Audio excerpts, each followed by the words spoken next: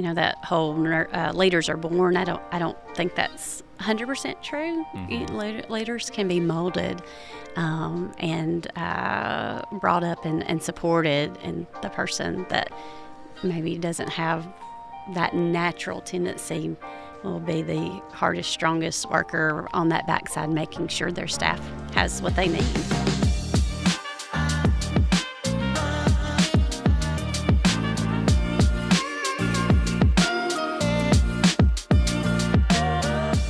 Hello and welcome back to UNA Talks. I'm your host, Lee Taylor. This episode and every episode of this show, we are talking with faculty across UNA's campus from different colleges, different fields of study. And today we have Dr. Anne Marie Irons from the College of Nursing, the Anderson College of Nursing and Health Professions, as it's better known. Thanks for being here. It's a mouthful. Thank you.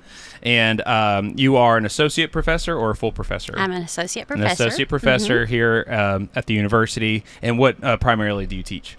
So it's a better question maybe what I don't teach. Okay. I have had the best experience getting to teach in both undergraduate and graduate programs. I've taught from pre-nursing to pharmacology, adult health, which is like med-surg. My background is critical care, so that's my first passion in nursing. And then I have transitioned to nurse leadership and nurse education in the MSN programs, which I love.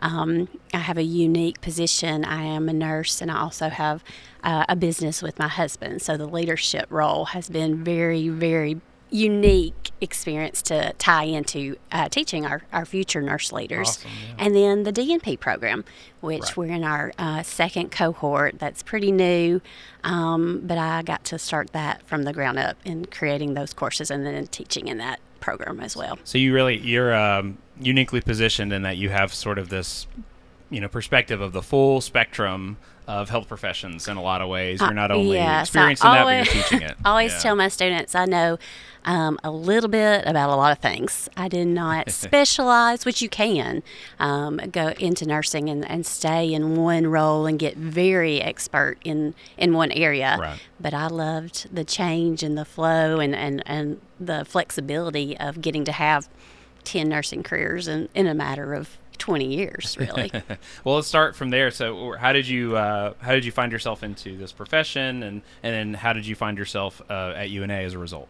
So I began my bachelor's as an undergrad at UNA. Started the years, they fly by, but UNA was and has been the best blessing in my whole life. I began 18 years old, not a lot of knowledge in nursing, and had the best faculty and clinical experience where I'm just so grateful that at such a young age I found my passion. Was very involved in UNA, loved UNA, met my husband in Chemistry 101. That's my favorite, opening intro, but we met. It was a real chemistry. There was romantic chemistry, yes, if you will. Both, yes. Very nice. So loved that part. Went to the bedside, had a plan. I was going to do XYZ for a number of years and go back to school, and that plan, kind of fluctuates with life experience, and I realized at the bedside how much I enjoyed getting new nurses or nursing students and teaching them from the ground up. This is the right way we'll do it, and you'll be phenomenal. And when you are, come work with me, because nursing is such a collaborative. It's not a one-man sport by any means. So I transitioned that way and began as a clinical supervisor. I taught in Birmingham for 4 years while my husband was finishing his degree, and then came back, saw one of my faculty members at Sweet Basil, and the rest is history. Very cool. And so what has your journey been like since you came back to UNA? So I came back. I got when I was with my clinical supervisor, a faculty educator that taught me and became my mentor, said, "Hey, you really, really need to continue your education, get your master's. You're great at the bedside, you're great with students, but one day, that will open so many more doors." And I did. UNA had a great flexibility program even then at the time. I was one of the first MSN nurse educator track students. And I was able to do it part-time, and it was already online, which at the time wow. was pretty new. Yeah. This would have been what year?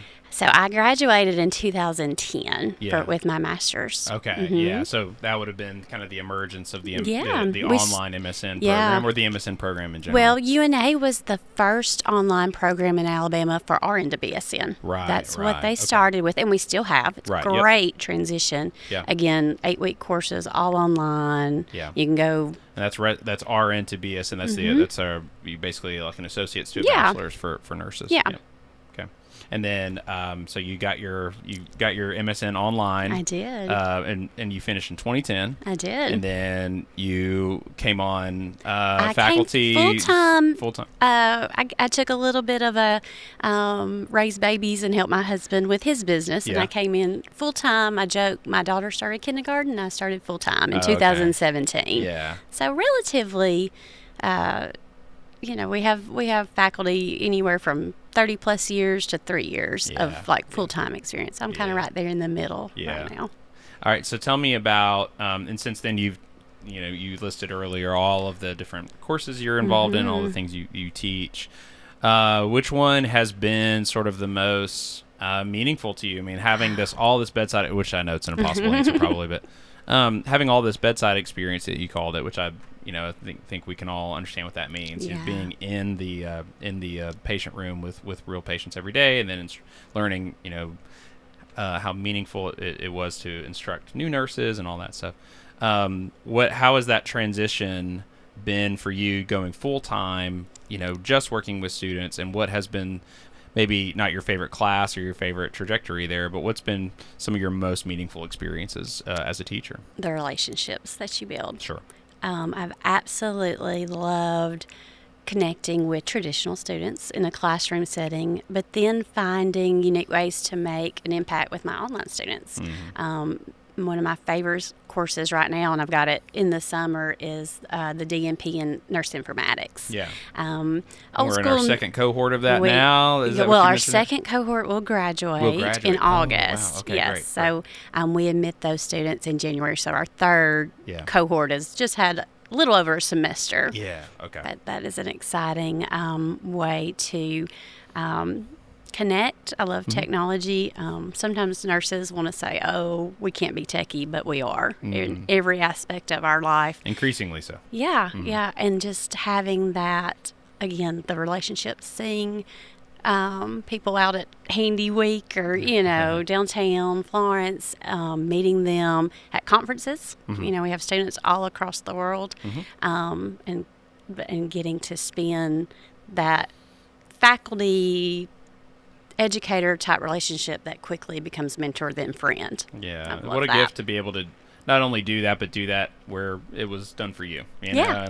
And teaching people at different phases of life, just like you were instructed. I'm getting to pass that on is really cool. Tell me about. So you said earlier, I didn't realize this until you said it, that you and your husband are in business together. Yes. So what is that? Is it the same business that he was doing at the time? Yes, Okay, so my what husband is that? also in healthcare. Okay, great. We just need an accountant or a lawyer in the family. A lot of us are healthcare and education, but he's a pharmacist. He owns a local pharmacy here in Florence, and I transitioned quickly. My nursing role helped me a lot with the patients and speaking to customers, but I do the business inside of it too. And that's something in hospitals and any organizations, nurses, very quickly when you become leaders or managers, you need to understand budgets and payroll and calculating when is my busiest time where I need more staff, when can I cut back staff. And so that's provided a great, unique perspective, because a lot of nurses now, they're entrepreneurs, they're influencers, they're business minded more so than just maybe the traditional sitting, in a patient's room or checking people in triage and that hands-on bedside nursing. Yeah, tell me a little bit more about that. That's really interesting to me, and that's something that I'm learning as just as I get older, and I have more and more friends my age who are, or my peers who are doing these kinds of things. I have a friend who's in telehealth. Yes. And we have programs that the College of Nursing programs, especially, are getting really multifaceted Absolutely. and in leadership and understanding business and understanding the business, the healthcare business itself. What are some of those emerging things that we're already starting to see that you're learning, as a business owner, or business partner? I think just being able to think outside the box and not a traditional having to go in and spend time like this with a provider. We have so many resources, and one thing with, like you mentioned, telehealth, and our nursing students and business side of is we're providing them opportunities through simulation. I wrote a telehealth sim for nursing students dealing with intimate partner violence. And with nurse leaders, we are put in those situations sometimes very quickly with not maybe a ton of experience and knowledge of all the resources we have. So giving students an opportunity to participate that in a safe, controlled environment based on my nursing and leadership experience it's been very beneficial. Yeah, I'll repeat kind of what I feel like I say to anytime I'm talking with somebody from the College of Nursing. Just pretend I don't have any clue what you're talking about. Just for the sake of argument. Yeah, I really, because I'm just so uninitiated with sort of what all these opportunities are. Most of us only experience one side of healthcare, Sure. where we are sick, we go to the doctor, we go to like urgent care, Right. Express Med, or whatever it is, to get our booster shot or whatever, until you start getting older and you have more health complications, or unfortunately, if you have a lot of health complications as a younger person, you don't really have a lot of reason to navigate the health system, which is a good thing in some ways, but unless you're working in it, you don't really know all the. So if somebody's thinking about getting their undergrad in nursing and then 10 years later they end up becoming an entrepreneur, how does that happen? What are some of the opportunities that tend to emerge where nurses do see, nurses are self-starters, they're hard workers, you got to be in order to want to pursue this. What are those opportunities, and why do they appeal to nursing students?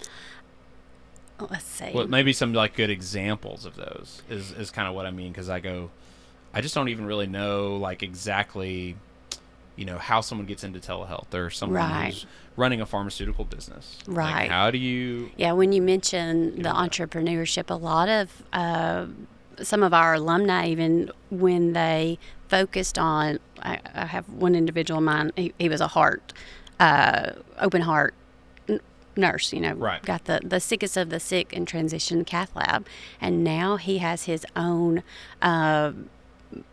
part of a company where they service pacemakers. And now the tech is so cool, you don't even have to be there. They dial it up. It's an app that he can tweak things. It's amazing. To see if you love that knowledge base of the condition, and then all the new equipment.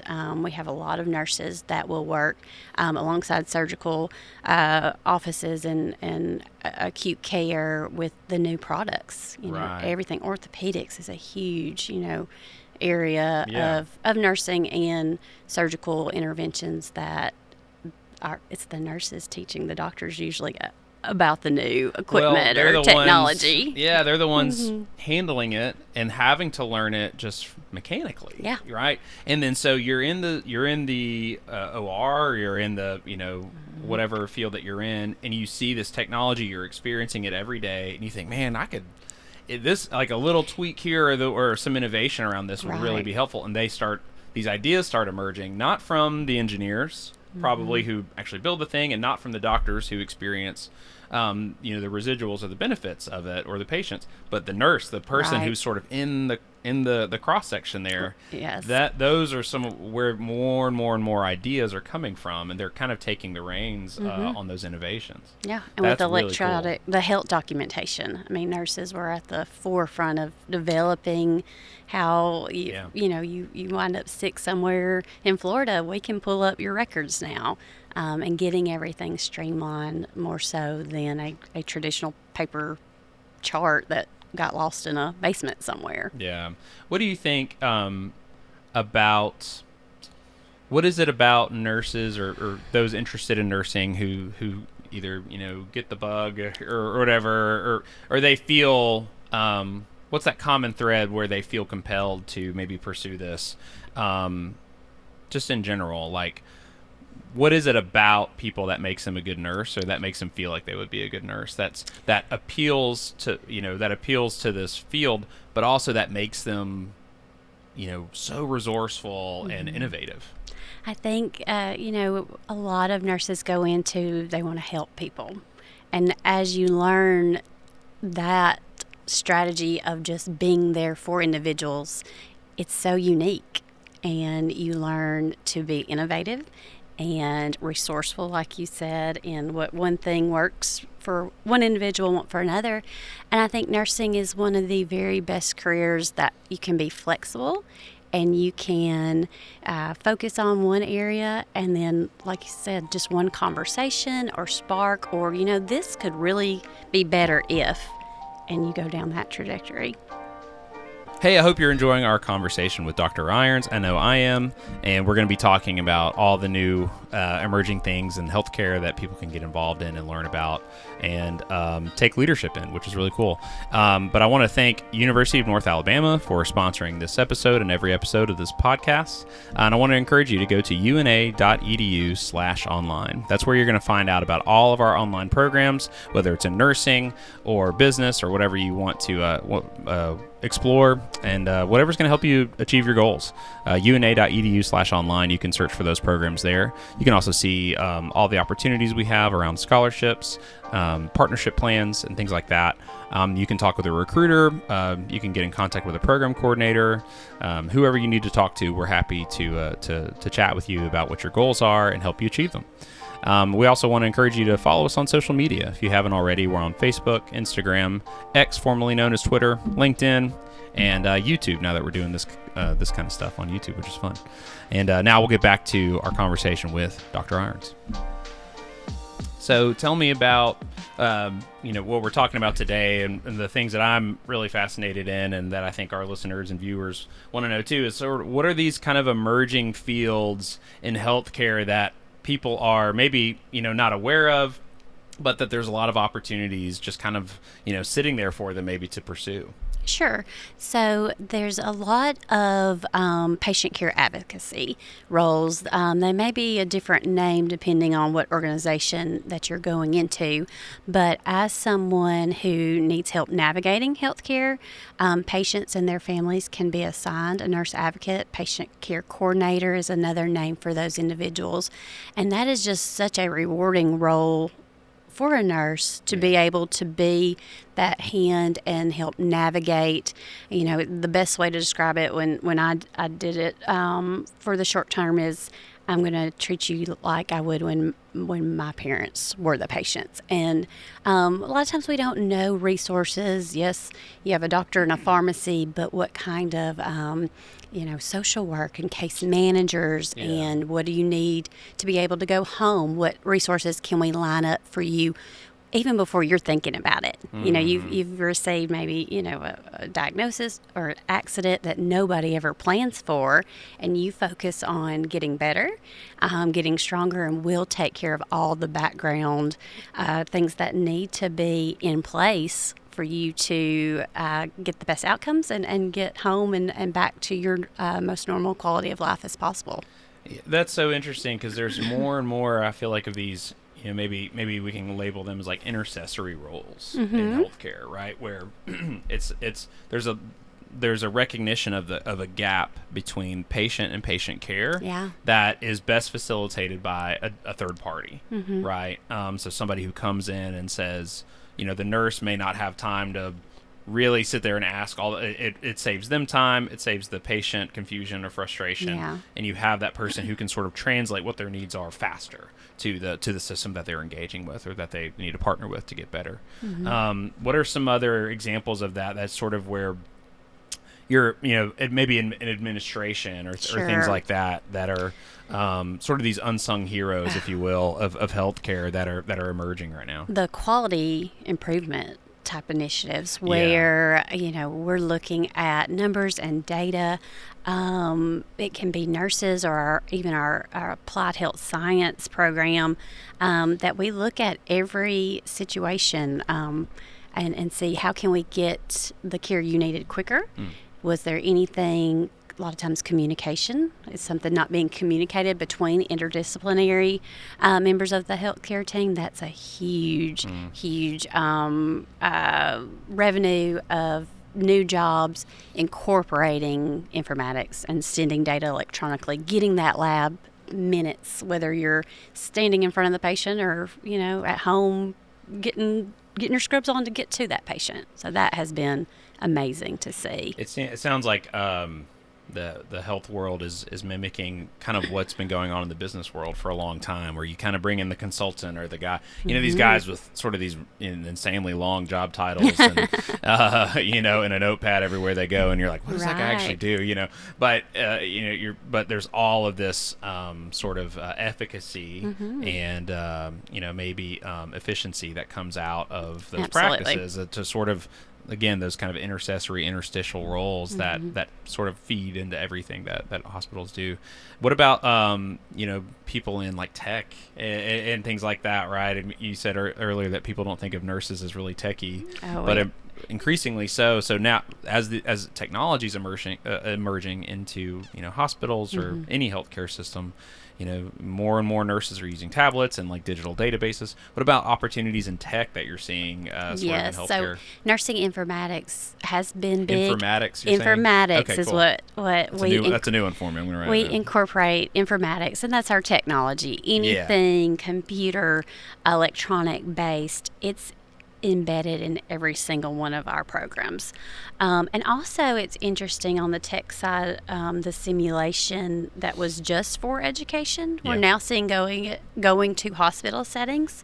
And so our students have a more comfortable, they've walked in a room like that before, whereas nurses that have been at the bedside for a number of years, they walk in and have to run a true code blue on a mannequin that does things. It's different, it's that fear of the unknown and things like that. But being able to run that equipment, I can tell you how to put a stethoscope on someone's chest, but that's such a huge niche that a lot of our younger students want to do.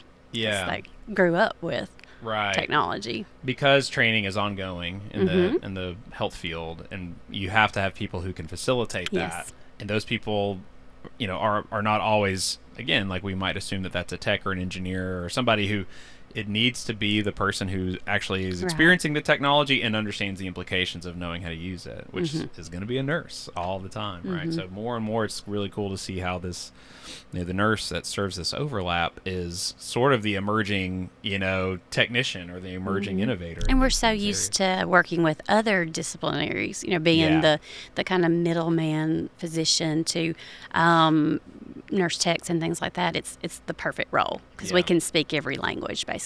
You go to nursing school and learn medical knowledge, how to speak to the doctor, how to tell the patient, how to tell your peer, and you're saying the same thing 3 different ways. What are those soft skills? What are other ways that those soft skills come in handy, right? We call them soft skills, but it's really just, empathy or sort of understanding hierarchy of needs, whatever that is. I'm sure you can articulate that way better. But what are some of those opportunities for people in that arena that are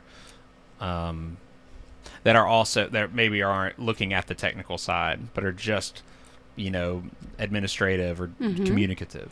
So like a nurse leader, the role modeling side of it, being able to mentor and wanting to build everyone around them up. That is a big side of being a nurse leader. That whole leaders are born. I don't think that's 100% true. Leaders can be molded and brought up and supported, and the person that maybe doesn't have that natural tendency will be the hardest, strongest worker on that backside, making sure their staff has what they need. Yeah. Um, it's you don't really know sometimes, I'm sure, with some people, or maybe it's easy to underestimate people until you put them in that Yeah. position and you say, oh, they want this, like this is what they're Yeah. taking a shine to it. So Oh, and that's why the education side of it is so great, because Yeah. in the SIM center, there's small groups, Yeah. and someone I think will, take that role. Maybe they're quieter in a classroom setting and they just shine. And it's amazing to see, like, oh, yeah, you're going to take care of me one day. Yeah. You've got it. But they're just maybe more quiet in a traditional role. So I Yeah. love seeing that part. What's the so since you work not only in higher ed and you've taught this you're a very multifaceted instructor, you're also working in pharmaceuticals. Yeah. So what does the overlap look like, just for the uninitiated, right? What does the overlap look like from health professions and nursing into the pharmaceutical industry, and understanding how pharmacies relate to the healthcare system and how pharmacies relate to healthcare professions in general? I just think the interdisciplinary side of everything, of knowing how to work together and seek guidance. I know, I'll give you an example. My husband and I were able to go on ACON HP study abroad in June to Dominican Republic. Right. And we had... You just came back from that? Yes, Okay, cool. yeah, just a month ago. We had 15 undergraduate nursing students, 5 nurse practitioner students, and 3 faculty, and then my husband, who is a pharmacist and UNA alumni as well. And the how quickly the students realized, okay, I want to do this. The patient has this going on, but I know I don't have the exact name of the medication. What's the most similar? He knew that instantly, whereas even the NPs and faculty, our brain has to think for a minute. Well, I'm used to giving this. What's the equivalent?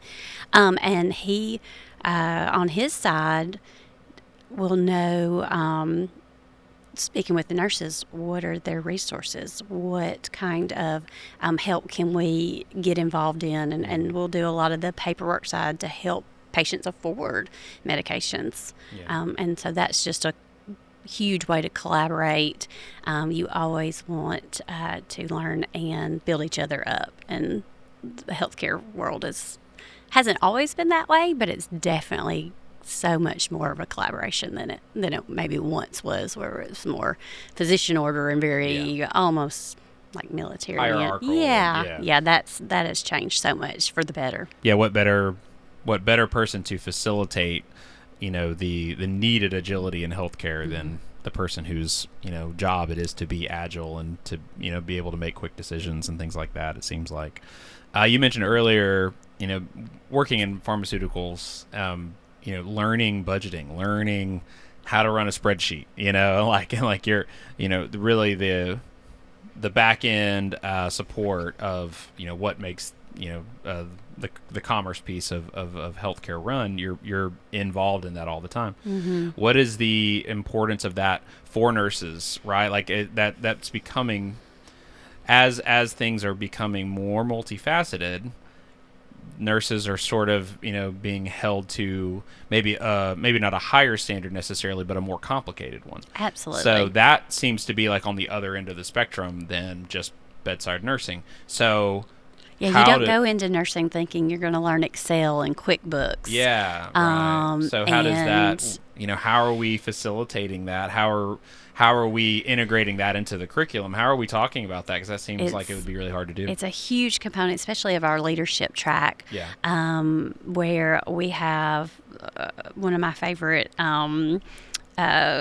group projects that I facilitate is I put students in 3 or 4 and think about something from your bedside experience, a need, and they start from researching what other hospitals may be doing, budget, doing a SWOT type analysis with Matrix, which is not something you think about. You do it in your head as a bedside nurse, but that terminology, to be able to walk in a room with accountants and CFOs and business-minded people and say, hey, this is what we need, this is what it's going to cost, and this is the why. This is the benefit of how it's going to make better patient safety, make the hospital more efficient, save money in the long run, whatever strengths, that benefits that you can find. And then I have on video an elevator pitch, which is another thing I would never have thought of as a nurse. But, you need to be able to walk in a room with different individuals and tell them maybe they don't know the equipment name or what that even means from a non-medical side, but this is why we need it. This is how it's going to benefit our organization. So you're sort of always in a little bit of a sales game. Anytime you're trying to get your patient to do what you know is best for them, right? It's going to be hard to communicate maybe some of the challenges there, because you know that there's going to be some obstacles in that conversation. So you're training them on how to have those difficult conversations, not just be better at what they're already doing. And there's all these, since COVID, right? Like there's a great example of sort of trends or things that we're noticing. Hey, there's a huge gap here in certain health systems where, infection control or whatever it is. We talked about that earlier. How do you feel like you train nurses to be not only agile circumstance to circumstance, but season to season, or kind of what to look out for, how to respond to the health community as a whole? So big trends that are happening now, and I foresee in the future, is going to be more public and population health. Where we're looking at what we learned from the pandemic of ways to educate and have infection control in place before. We kind of had to learn a little bit on the fly during COVID, but nurses rose to that occasion, and so many different opportunities now, and it's the public health sector of it, working at organizations like CDC and WHO, and being a clinical expert to come in and help put policies in place, run situations before. We do disaster simulations every year, well, actually twice a year, with EMS and our local hospitals, to run the unfathomable, because it does happen, whether it be natural disasters or man-made. Yeah, I was a part of getting to capture some photos and videos of that simulation, and it's pretty wild, like a pretty sobering experience to kind of walk around and see, hey, this is part of this profession. Yeah, this is where we are. This is what's happening in the world that we want to make sure that our nurses are prepared for whenever disaster strikes. Right. In a large area or with a lot of people. So, what a forward thinking, amazing, thing to get ahead of and to be thinking about and to be training people on. What do you see? I feel like nurses are not only that sort of interstitial, intercessory role in the hospital room, but almost in culture. Sure. And you're talking about public health and all of these innovations, and in pharmaceuticals. What do you think? What do you think the future is for nursing leadership as a means of responding to sort of these multifaceted, multidisciplinary needs that are sort of just emerging everywhere, even outside of the health field, but of course health is a part of it? Nurses have not always been advocates for themselves, and now we are doing a lot better job, and it's the health politics role, having our voices heard, local, state, and national level. And we have had a lot of nurse leaders emerge that way. And you want something done well and right, get a nurse in that policy building process in a legal sense. We also have a lot of nurses that transition to legal consultants, whether it be through malpractice or advocacy in that situation. And that's a great role for someone who has the experience at bedside and transition where it's a flexibility, more 9 to 5 or even virtual type position where they look at case reviews, things like that. So that's a very cool career path that you don't really maybe know about when you're, Yeah. in college. Yeah. I mean, we're going. It's a massive spectrum that nurses can have an impact in and find opportunity, and it's really clear that this is a jumping off point. A BSN, is a jumping Absolutely. off point. Bachelor's in nursing is a jumping off point for so many different things, and that we haven't even mentioned just being a teacher like you. Yeah. Like being a teacher, teaching other people how to do this on a day-to-day And even, basis. a lot of our schools locally, the technology side, Yeah. you can teach high school, you can be Yeah. a school nurse, and that's education. Nurses maybe don't think about, but we're teaching someone constantly every part of our day, Sure. in any role. And so it was for me just the most fluid kind of transition. I joke both my parents were teachers, so that's what I was never going to be, right, growing up. And I had to, eat those words, and I have loved every moment of it. Hey, I hope you're enjoying our conversation with Dr. Irons. I just wanted to take a quick break to say that we'd like for you to visit una.edu/online because we want you to learn about our emerging and exciting online programs that you can take from anywhere. All of our programs are designed for people who have full-time jobs that want to take classes online. That's what we're here to do. It's how we're here to serve and help you achieve your goals, whether it's in nursing or whatever you want to study. So visit una.edu/online to learn more. And also follow us on Facebook, Instagram, X, formerly known as Twitter, LinkedIn, and YouTube. And we will get back now to our conversation with Dr. Irons. So with all of these emerging things and this huge spectrum of opportunity for nurses, what are the courses that we're offering? Of course, our traditional MSN track that's been going strong for a long time. You're a result of that program, along with, I think, several of our faculty, if I'm not mistaken. But we also have sort of all these new programs that seem to be coming up every year. So what are some of those different programs that we have?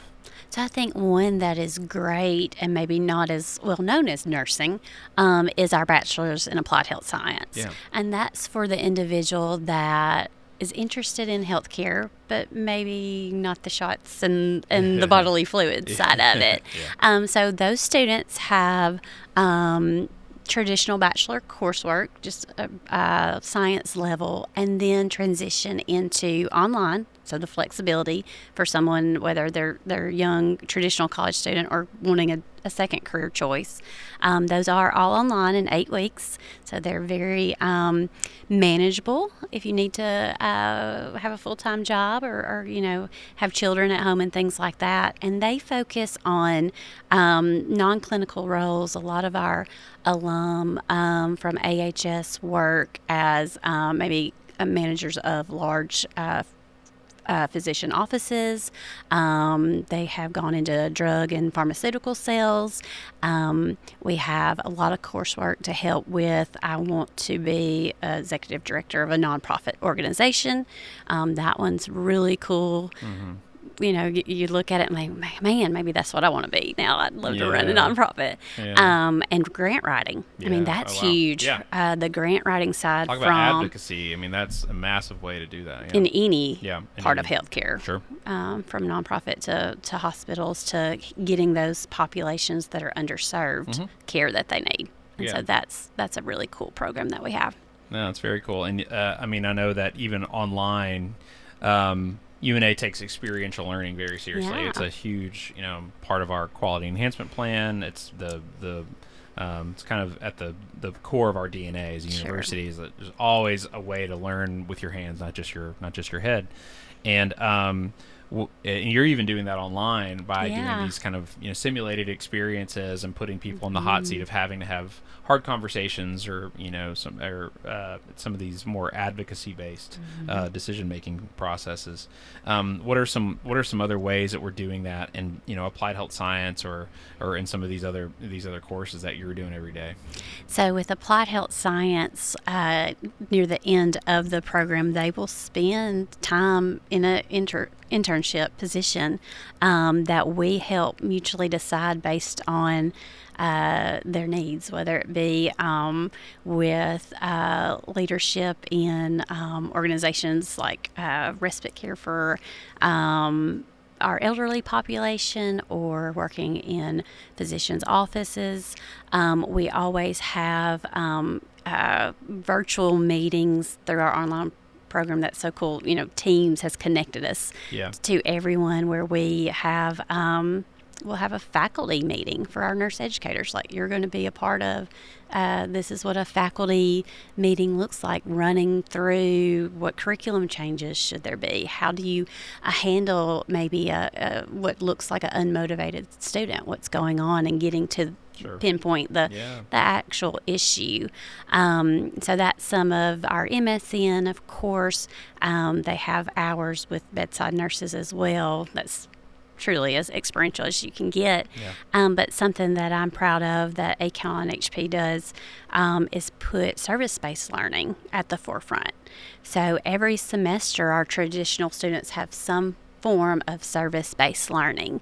Dr. Winston started the respite program. Did she mention it? Which is just the best experience for faculty too. I mean, I want to go every time it's Easter or trick or treat night with those sweet kids. Dr. Melissa DeFore and I host a community baby shower every semester. Remind me to Little give Lions, is that what Tiny it's called? Cubs. Tiny Cubs. Yes, Yeah, that's the other one. That's Tiny so cute. Cubs. Tiny We Cubs. have been doing that since 2021. Yeah. And have it every semester, and it has grown. Yeah. And the support of the community too, like letting the students have a day of, this is my why. This is what I want to do. I'm the educator. I'm the advocate. People that you're actually really helping. Yeah, and it's phenomenal. Absolutely phenomenal. Well, the Anderson College of Nursing is like so philanthropic in that way. I mean, y'all really do a great job of keeping the doors open for those kinds of opportunities that really just benefit. It's a win-win-win-win-win-win-win, like just like all around for the community, for you guys. We manned the tents at Rock the South this summer, so our students got to hear some good music for free, right? And then see keeping people hydrated. Or whatever yes, it is. hydration was very important during a summer music festival. I'm sure that's great experience, and just like any other profession, I mean, just getting out in the real world and having to sort of have maybe they're not the full stakes of a professional, but higher than they are in the classroom, which is little to no. And you got to have that transitionary period somewhere in there where you start to see the implications of the work that you do, both negative and positive. You want that reward, but you also need to understand the consequences of your decisions. So cool to see. Such a proud moment. Oh, sure. Being a faculty and alumni, knowing, every time you leave UNA, you're representing me, and our students do that so well in every facet. I've interviewed a couple people from the college, like I told you before, and at least two of them have said that they needed. They had to go to the hospital for a family emergency or a family incident, and lo and behold, when they walked in the room, who was waiting on them but one of their former students, and that happens all the time, I'm sure. I'm not sure if you have a story. No, I do, which is so weird. But my husband had an event in February. Oh, wow. And, you try to be the wife before the nurse for a moment. And then I had one of my former students walk in, and I said, okay, Abby, we've got this now. This is what we're going to do. And it was perfect. I felt okay, now it's going to be good. And one thing UNA's reach. I mentioned I lived in Birmingham for 4 years, and I was a little nervous, leaving Florence, Alabama, going to Birmingham felt big. And I walked in that interview and I said, I'm from UNA. Have you heard of it? And they said, absolutely. When do you want to start? And I said, I'll start next month. Yeah, and the reputation is strong. Yeah, for sure. and I did not feel like I missed, I was like, what if there's stuff I don't know? Like, did I get trained in everything? Because Birmingham, you do everything, right? Yeah. Everyone, UAB specifically, I was at St. right? Vincent's at the time, but the whole medical huge. community there is really well known for just And heart surgeries and all the special stuff that they do. But there. I was prepared and so grateful. I was like, okay, they did what they told me. They have taught, and I'm ready. No surprises, really. Well, Maybe there's always a few. Yeah. There's always going to be that. The minute nursing, you think you know everything in nursing is the minute you should get out for sure, because there will. But you learn to expect the unexpected, but you've got a plan A, B, and C already developed before it ever even happens. I'm sure. And I've done video work for a really long time, and I've always said that there's the two places that you would think whenever I show up with a camera and maybe, the administrators or somebody didn't know we were coming, like there was a little bit of miscommunication, which happens occasionally whenever you're working in marketing and video stuff. You're the least important person whenever you walk in with a camera in a school or a hospital, because you're not sick, you're not a student, so and there's liability and all these things. But they are, you would think that those would be, I would have had to turn in my paperwork 3 months ago or whatever. And not that they're not really careful and really safe about it, but they're just they're just like, who are you? What are you? Like, okay, whatever. Just sign this, and get in there and then get out of my way. A teacher's just like, I got a job to do. A nurse is like, I got a job to do. They're just the least jarred by change. But you walk into a manufacturing setting where everyone's got a hard hat on and a permit and steel-toed boots and whatever, and you walk in and they didn't know you were coming. You're not filming that day. They're like, you got to go home and submit all your your paperwork to the government or whatever, and all that's fine and great. But it's like, it's a structured environment that is not used to having to pivot and make which is small not changes, healthcare at because all. a small change becomes a big change very quickly in those settings. So it is incredible to see. Those were always the settings that were just so used to having things that were having something that happened that was unexpected. There's always a plan, but you're ready to throw that out the window anytime and expect the unexpected, like you said. So what about you mentioned earlier about working with our alumni, and so we have an alumni mentorship program where we bring in alumni to talk to students. Is that right? Well, we have several initiatives where our alumni love to give back, and we love to have them. We do have alumni panels that come in and speak to our senior level students, with that whole, I was prepared and this helped me, and what they're telling you does matter. And then we've had, for the last, this will be our third round of pairing a senior level. So our nursing students, the traditional ones, spend 4 true semesters in nursing school. And that 4th semester, they are doing a lot of clinical hours in where they think they want to work. They get to kind of have a say and pick areas. So they're getting that experiential part. They're getting ready for the NCLEX. They're getting ready to get their job. And so we're pairing alumni based on, we ask them questions. Where are you? Location, what area of nursing, personalities too. And I've been blessed to be able to help with that matching, because I know the students, and sometimes I'm like, this is going to be a match made in heaven. They're going to click. Probably know a lot of alumni at this point, I do, yeah. Again, which is the best part of the job, is that relationship side and keeping up with them and knowing, okay, he worked in the burn unit at UAB, that's where she's interested in, and then that opens doors. Our students are extremely unfortunate. They'll get a job, but we're getting them ready to get the job they want too.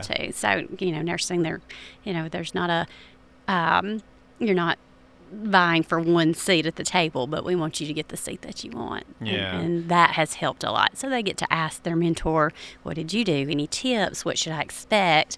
And sometimes when they might be a little less comfortable asking a faculty, because they think they should already know or whatever. You know how students will sometimes think those stupid questions. They can ask the mentor all they want. And it's a lot of texting, that virtual platform that they connect first, because they may not even be. A lot of our mentors are Birmingham, Huntsville, Nashville area, which a lot of our students wind up going to those areas right out the gate. So. Yeah, it's a good sign, right? Yeah. You're going to these larger metropolitan areas that need the help and have good standards, So they're clearly, making the cut.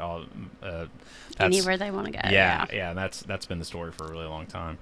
So if you're listening to this or watching this, and if you're a nursing alumni, hit us up. Let us know. We want you to be involved in helping with our students. Yeah. What is what is the moment that you're looking for in everything from a traditional student on campus getting their BSN, an online student, working on their DNP, no matter where they are on the spectrum, what is the sort of the moment that you're looking for that you're excited to see because you've seen it so many times? How would you describe that moment of, the aha moment or whatever you want to call it, that where they realize, okay, the thing that I wasn't sure would be possible is now in my hands? What is that? How does that feel? What does that typically look like? And what are you looking to see happen in that moment for your students? Oh, there's so many, those light bulb moments, because I've had such experience in different areas of our programs. Again, spending those service-based days, and they walk up to you, some of them tearful, joyful. I knew I wanted to do this, but it's solidified. Yeah. I told this mom it's her third pregnancy, and I told her about some care item that she had no idea would be beneficial to her. With the DNP, the research side has been such a unique opportunity that when I was sitting in the classroom at 18 years old, research, I'll never be a part of research. That's for, guys with beakers and, white coats and things like that. But them using their passion and their bedside knowledge and say, hey, there's a problem here. I'm going to make a quality improvement or provide a piece of education or a service, or several of my DNP students, the simulation side, creating a new one, implementing it, and getting that feedback of, yes, my knowledge improved or adherence got better, and seeing that nurses are a forefront in research and making the path, that was our path better for our future nurses in implementing something that they created and researched and found a solution for. Yeah.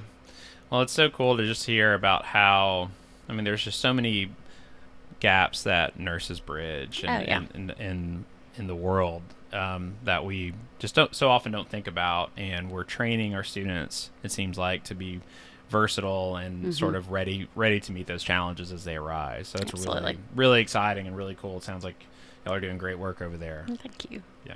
Well, awesome. Well, thanks so much for being our guest and for answering all the crazy questions I have and some of the ones that are maybe a little less informed, because it's just, there's always so much to learn. So very cool. Thanks so much for being here. I appreciate it. And thank you for listening and watching. We really appreciate it. And we will see you again soon here at UNA Talks.